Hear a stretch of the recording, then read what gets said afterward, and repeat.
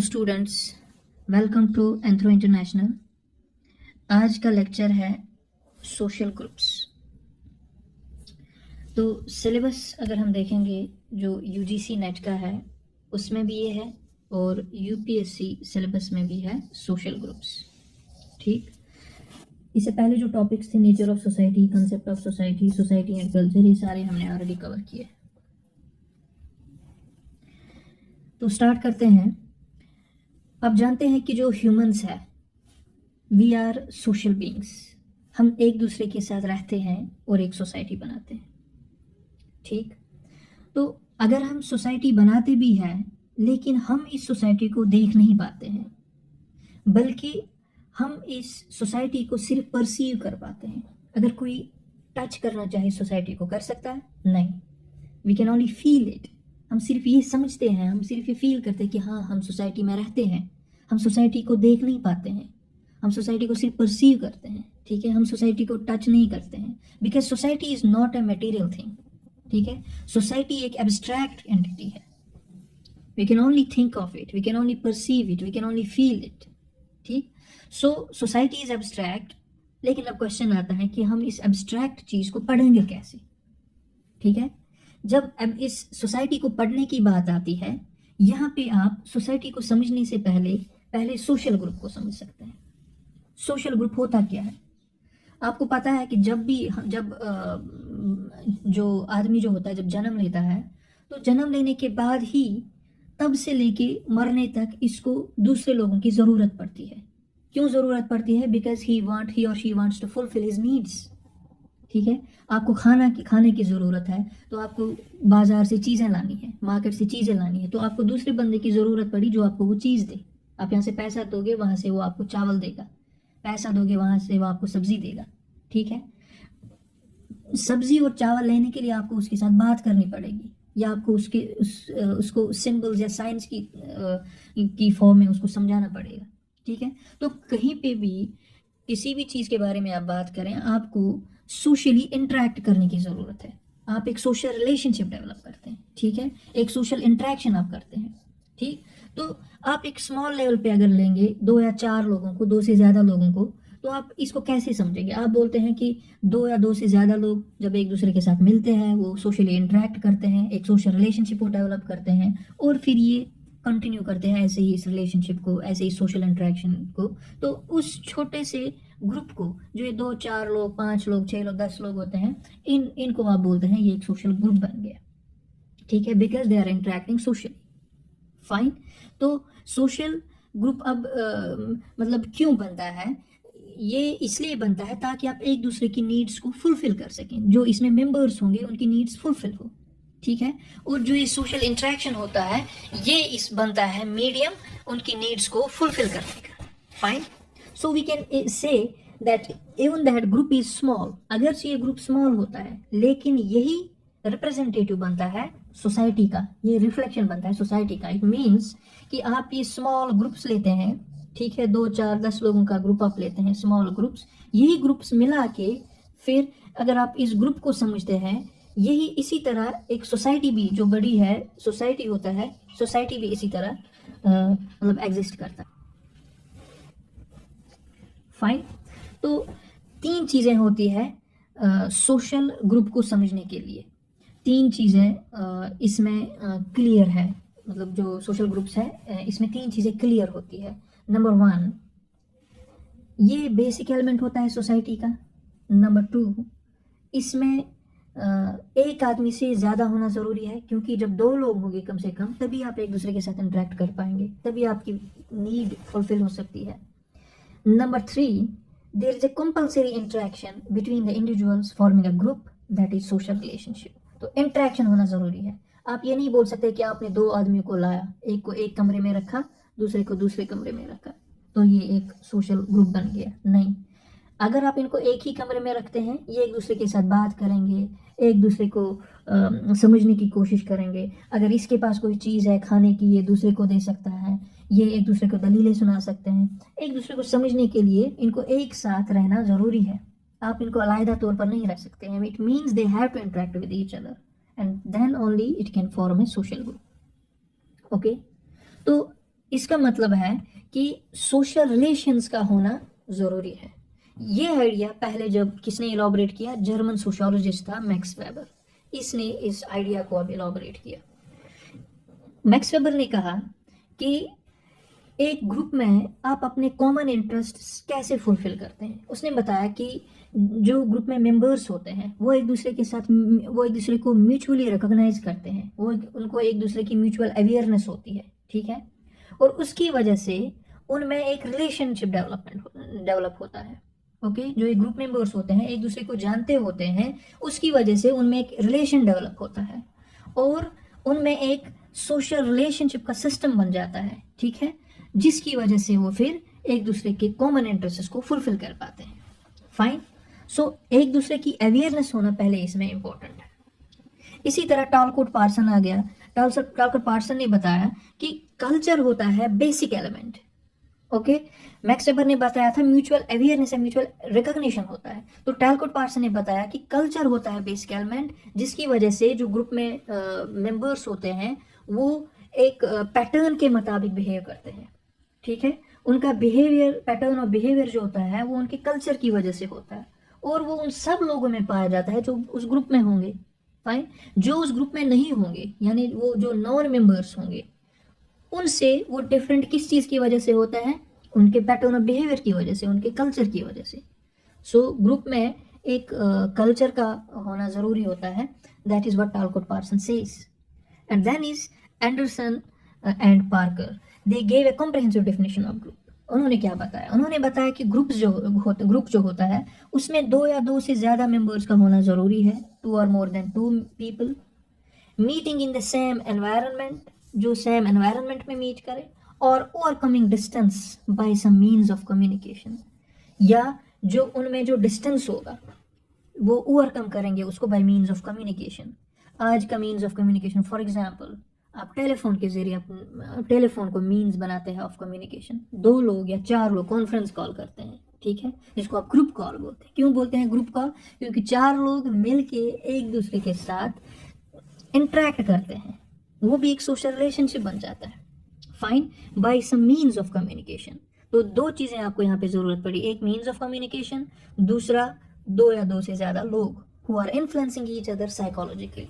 अब इंटरेक्शन क्या है? इंटरेक्शन ये है कि आप एक दूसरे को साइकोलॉजिकली इन्फ्लुएंस करते हैं, एक दूसरे को सुनते हैं, एक दूसरे के साथ बात करते हैं, एक दूसरे को अपने ख्यालात बयान करते हैं, ठीक है। The distinctive bond of the group is reciprocal interaction. तो मतलब ये है कि किस वजह से होता है बॉन्ड इस ग्रुप में, रेसिप्रोकल इंटरेक्शन की वजह से। आप कुछ बोलते हैं, वहाँ से भी वो आपको कुछ बोलता है, ठीक है। 2 मेंबर्स एक दूसरे को रेसिप्रोकली वो इंटरेक्ट करते हैं एक दूसरे के साथ। फ्रेंड्स इन कन्वर्सेशन, एग्जाम्पल्स है यहाँ पे, दोस्त जो एक दूसरे के साथ कन्वर्सेशन करते हैं, एक दूसरे के साथ बात गप्पे मारते हैं। ए कमिटी इन एक्शन, एक कमिटी जो एक्शन में है, मोहल्ला कमिटी, ठीक है, जो एक्ट करती है किसी खास चीज़ के लिए। Children playing together are examples of this, these are some of the examples of a group. This definition of group implies that the relations among group members are not temporary. तो इस definition के मुताबिक जो relationships होती है group members में वो temporary नहीं होती है, बल्कि वो होती है recurrent and influence the other members of the group. Okay, that is members are conscious about the presence of other members. इस डेफिनेशन के मुताबिक आपको पता होता है कि दूसरा मेंबर जो है उसकी प्रेजेंस के मुतालिक आपको जानकारी होती है, you are aware about his presence because you are interacting with him. Okay, और ये रिलेशन टेम्पररी नहीं होती है, इट कंटिन्यूज।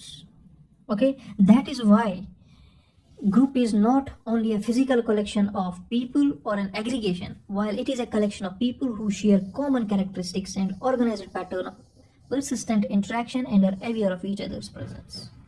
Okay, तो अब क्या बोला गया ग्रुप को? ये सिर्फ कलेक्शन ऑफ पीपल नहीं होता है, बल्कि उनकी जो कॉमन कैरेक्टरिस्टिक्स होते हैं जो वो शेयर करते हैं, और उनका जो ऑर्गेनाइज्ड पैटर्न होता है उनके इंटरेक्शन का, जो कंटिन्यूअस इंटरेक्शन होता है, एंड उनको जो जानकारी होती है उसमें एक दूसरे की प्रेजेंस के बारे में, ठीक है, उसको आप ग्रुप बोलते हैं।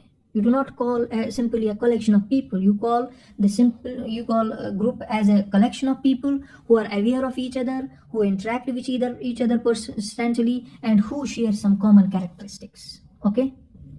Recurrent nature of interaction among the group members makes the group one of the most stable social units of the society. They endure for a longer period and make the society sustained. Okay, तो इन groups की वजह से ही society self sustainable बनती है. We can say that social group is a social unit which has the following basic elements.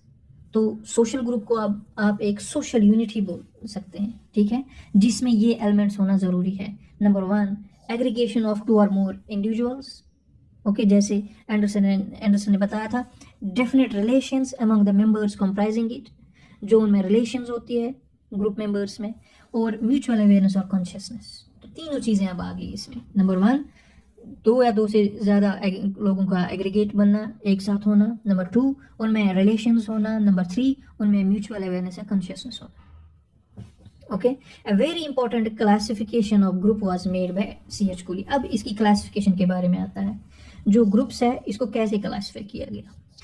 Initially जो C.H. Coolie है उसने सिर्फ बताया था वर्ड प्राइमरी ग्रुप्स, उसने सेकेंडरी ग्रुप्स का जिक्र नहीं किया था. लेकिन उसके बाद जो स्कॉलर्स आ गए उन्होंने खुद ही सेकेंडरी ग्रुप्स का सेकेंडरी ग्रुप्स को डिस्कवर किया. उन्होंने बताया कि जो ग्रुप्स प्राइमरी ग्रुप्स में नहीं पढ़ते हैं उनको आप सेकेंडरी ग्रुप्स में डाल दीजिए, तो बन गया सेकेंडरी ग्रुप्स. ओके, लेकिन टालकोट पार्सन ने अपनी राइटिंग्स में या अपने रिसर्च में कहीं पे भी ये नहीं बताया था कि सेकेंडरी ग्रुप्स वर्ड का यूज़ नहीं किया था. उसने प्राइमरी ग्रुप्स के कैरेक्टरिस्टिक्स बताए थे और उसको एक कैटेगरी बनाया था.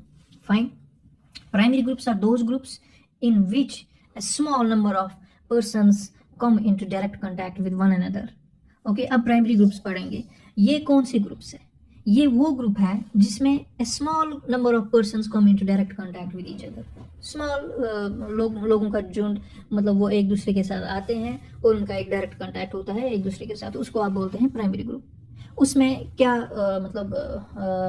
कैरेक्टरिस्टिक्स होती है, लाइक उनमें म्यूचुअल कोऑपरेशन होता है जो उस ग्रुप में मेंबर्स होते हैं, उसमें कंपेनियनशिप होती है, वो एक दूसरे की पर्सनल फीलिंग्स शेयर करते हैं. ठीक है, they are small groups and every person necessarily belongs to any of the primary groups.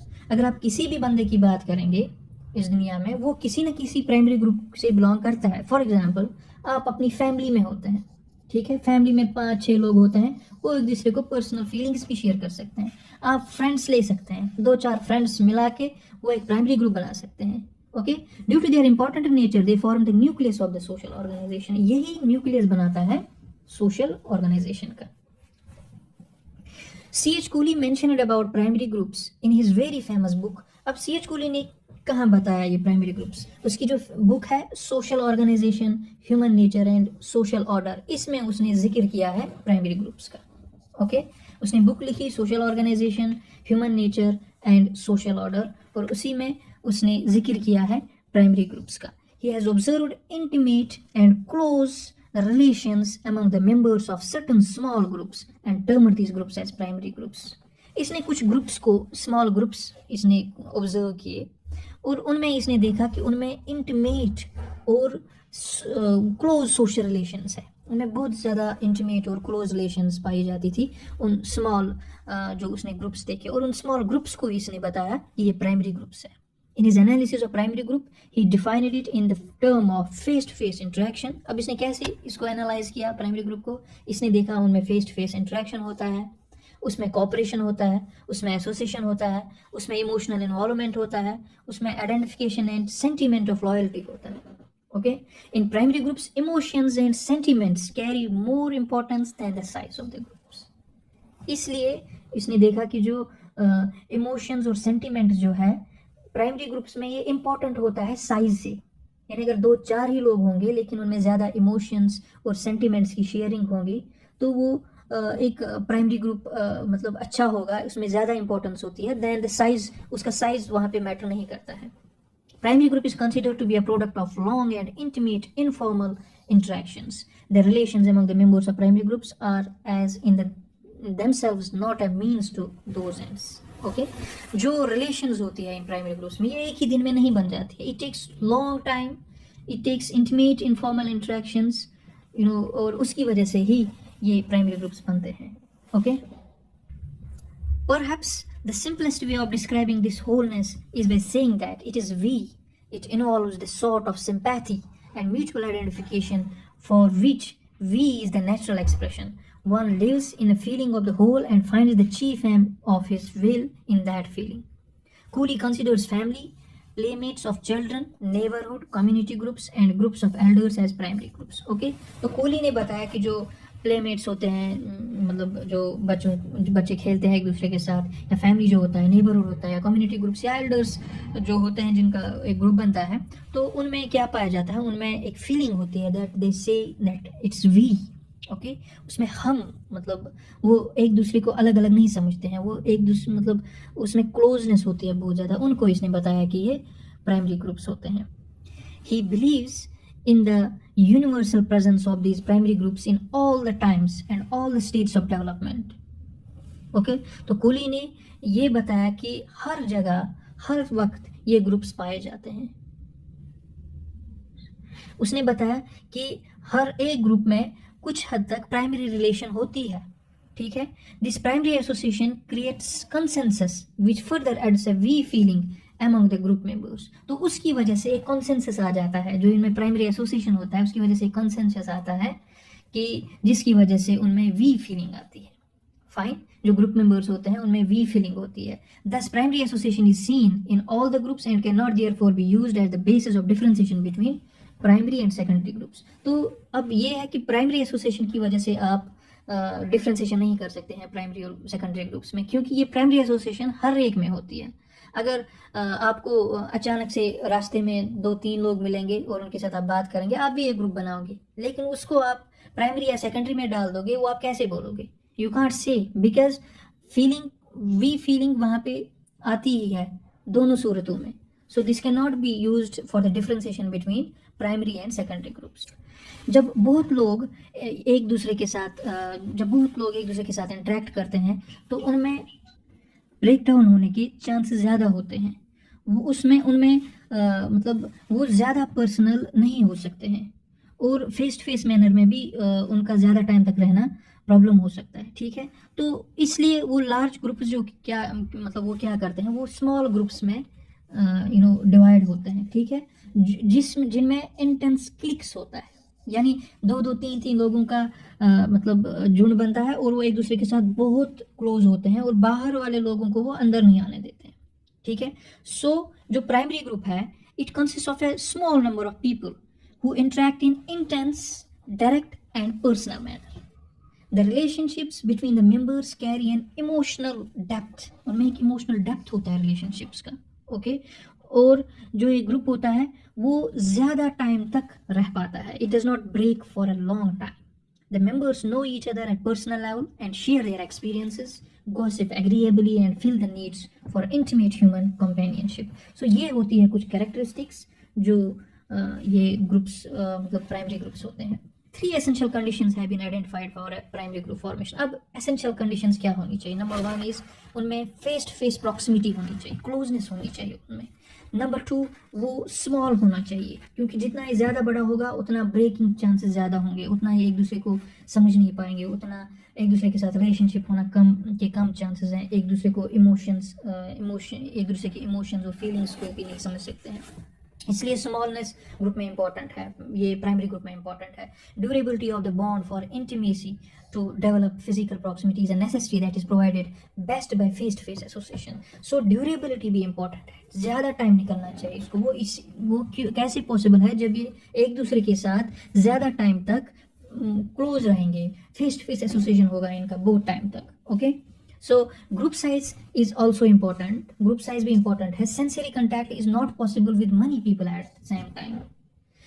अगर आपके पास 100 लोग होंगे, आप 100 लोगों को एक ही बार मतलब ये नहीं, अपनी बात नहीं सुनवा सकते.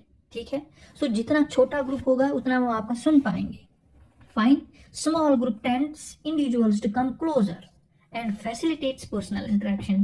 The smaller the group, the more intimate it will be. Okay, as the group becomes larger, it dilutes its intensity of relations among members and individuals also lose their individuality. Okay, अगर आपके पास 20 लोग हैं तो आप 20 लोगों की तरफ concentrate नहीं कर पाएंगे। नतीजा ये निकलेगा कि जो आपका level of intensity of relationship था वो कम हो जाएगा, और इसकी वजह से जो उसमें इंडिविजुअल्स हैं वो भी अपनी इंडिविजुअलिटी लॉस करेंगे। Fine, it means that group will break, it will not remain a primary group. Okay, so characteristics of primary groups can be divided into two broad categories. Number one is external characters, number two is internal characters. External characters की अगर आप बात करेंगे, इसमें आएगा physical proximity among group members, small size of the group, stability and durability, continuity in the relations. ये होंगे external characters जो आपको दिखाई भी देंगे बाहर से। लेकिन इसमें internal characters क्या होंगे जो आपको दिखाई नहीं देंगे? वो ये है कि इनका एक common objective होगा इस ग्रुप का, ठीक है? ये बाहर वाले लोगों को नहीं दिखेंगे। These are internal characters. Number two, जो relations है, they are ends in themselves. Okay, relations are spontaneous, personal. There are personal relationships that others cannot see. Inclusive relations among members, उनमें inclusive relations होंगे members में. They have control over the members. अगर आपके पास छोटा group होगा तो आप दूसरों मतलब उसमें एक दूसरे पे कंट्रोल होगा, जितना ग्रुप बढ़ेगा उतना कंट्रोल कम होगा. These are some of the internal characters and external characters. Importance of a primary group. अब इम्पोर्टेंस क्या है प्राइमरी ग्रुप की? तो importance of primary group are given below.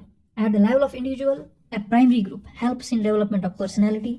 अगर छोटा ग्रुप है तो आपको तवज्जो ज़्यादा मिलेगा, आपको बात करने का ज़्यादा टाइम मिलेगा, आपको इंटरेक्ट करने का ज़्यादा टाइम मिलेगा, ठीक है? तो आपकी पर्सनैलिटी डेवलप हो सकती है वहाँ पे. Okay, that increases the efficiency of an individual. छोटे ग्रुप में आपको ज़्यादा टाइम मिलेगा, ज़्यादा काम करने का मौका मिलेगा, ज़्यादा बात करने का मौका मिलेगा, तो आपकी एफिशिएंसी बढ़ सकती है. It fulfils the psychological needs eight the level of a society, A primary group. अब अगर आप लेवल ऑफ सोसाइटी पे की बात करेंगे, ये इंडिविजुअल की बात थी, एज ए सोसाइटी अगर आप बात करेंगे, it transfers the culture from one generation to another generation. तो जो ये प्राइमरी ग्रुप होता है तो इसमें जो कल्चर होता है ये दूसरे जनरेशन में ऐसे ट्रांसफ़र हो सकता है, क्योंकि ग्रुप के मेंबर्स मतलब ग्रुप में मेंबर्स डिफरेंट हो सकते हैं, ठीक है? तो ये ग्रुप मतलब ट्रांसफ़र कर सकता है to another generation.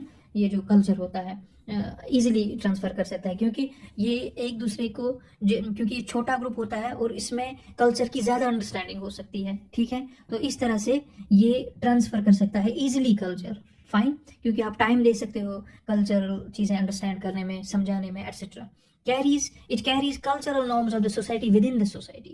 It provides means of social control and helps maintaining the social order. तो जब आपको ग्रुप में कंट्रोल होगा तो आप सोशल ऑर्डर मेंटेन कर सकते हैं. It ensures the performance of social roles in accordance with society norms. So these are some of the importance of primary groups. And now examples of, तो ये चीज़ें मतलब ये कंट्रोल होना, सोसाइटी को सोशल ऑर्डर देना, सोसाइटी नॉर्म्स, ये secondary groups में उतना पॉसिबल नहीं है, क्योंकि उसमें कंट्रोल ही कम होता है और वो बड़े लेवल पे होता है. तो एग्जाम्पल्स अगर हम प्राइमरी ग्रुप की देंगे, उसमें आएगा आर्मी ग्रुप, उसमें आएगा पीयर ग्रुप, उसमें आएगा क्लिक, ठीक है? आर्मी ग्रुप की एग्जाम्पल अगर देंगे, जो सोल्जर्स होते हैं वो उनका जो मसलन कमांडेंट होता है, ठीक है? ये उनके साथ कमांडेंट के साथ प्राइमरी ग्रुप बनाते हैं.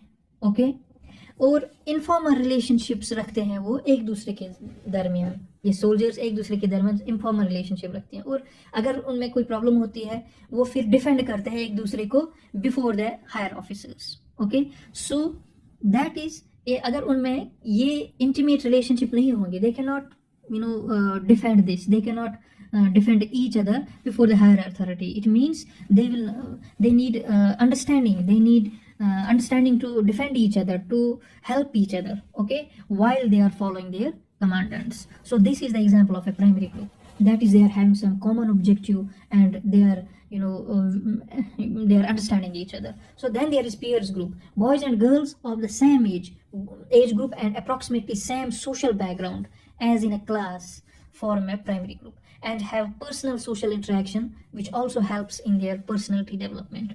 Okay, तो क्लास में अगर आप लोगे मतलब बच्चों को, तो वो एक दूसरे के साथ एक प्राइमरी ग्रुप बनाते हैं.